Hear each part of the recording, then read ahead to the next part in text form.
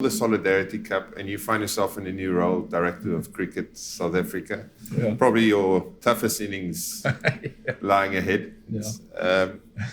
Talk me through the challenges. Solidarity Cup, by all means, was a massive success, raised over 3 million rand for selected charities.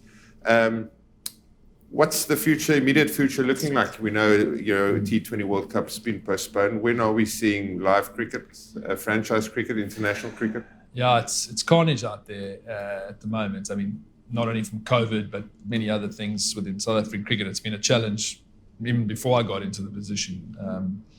I'm not sure most of those challenges have gone. But I think the goal, you get involved because you have a spirit for the game. You've invested a lot of time and effort in the game, and you want to get South African cricket strong. But I mean, with the admin role comes a lot of other stuff that maybe you didn't foresee. And it's a very corporate role as well. So I guess your goal is always wanting to put South African cricket back on the map and get the side performing well. It's faded away over the years.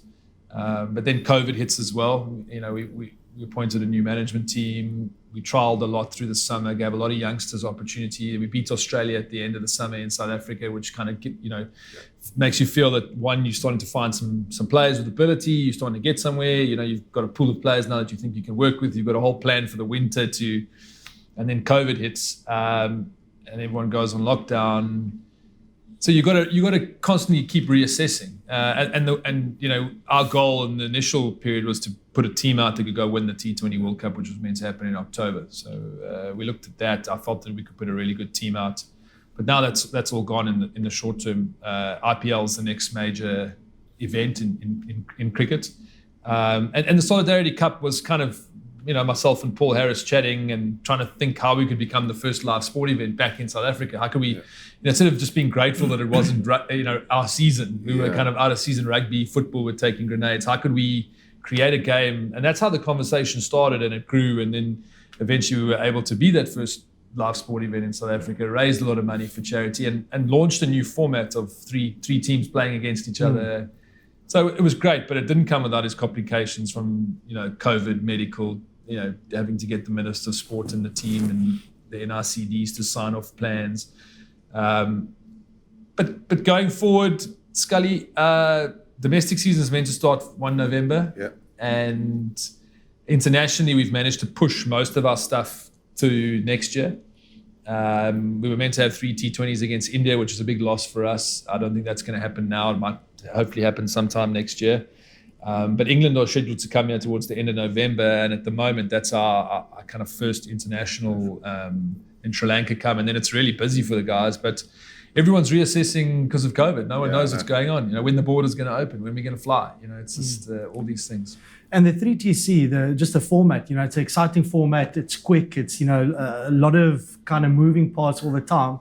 But what was lacking, the crowd.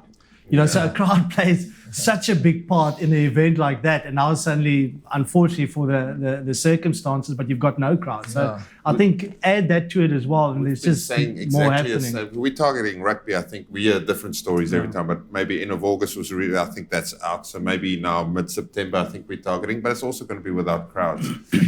And you just lack massive. It's like the Premiership when it kicked back up. I mean, I know you love Liverpool. Yeah.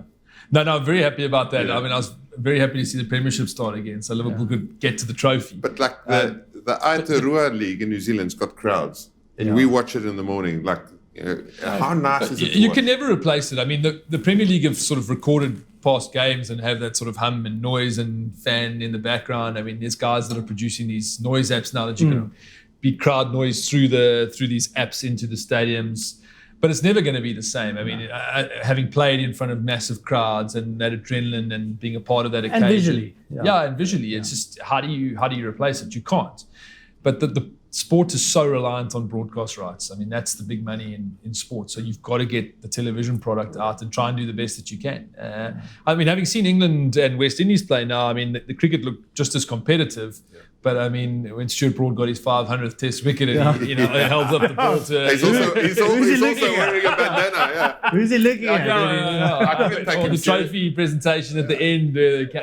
Well, the reason he does that is actually trying to find someone. He's trying to find a cameraman to actually wave at. I know. Broadie, it wouldn't surprise me, but an incredible feat from him. But yeah, I mean, she's crazy. Yeah? I mean, ridiculous. We just want live sports, and at least cricket provided a bit of live sport now.